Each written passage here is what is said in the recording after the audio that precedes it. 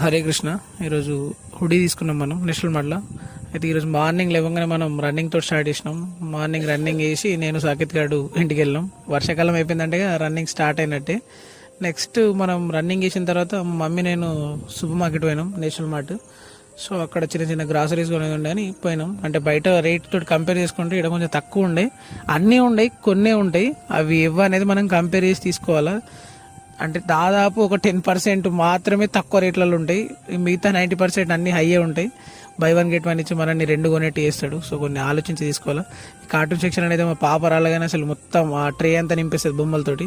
మళ్ళీ billing section పోగానే అవన్నీ తీసేస్తాం అన్నట్టు అనుకో. మస్తు ఉండే. మనం చిన్న హుడీ తీసుకున్నాం, 700 పడ్డది, బాగుంది.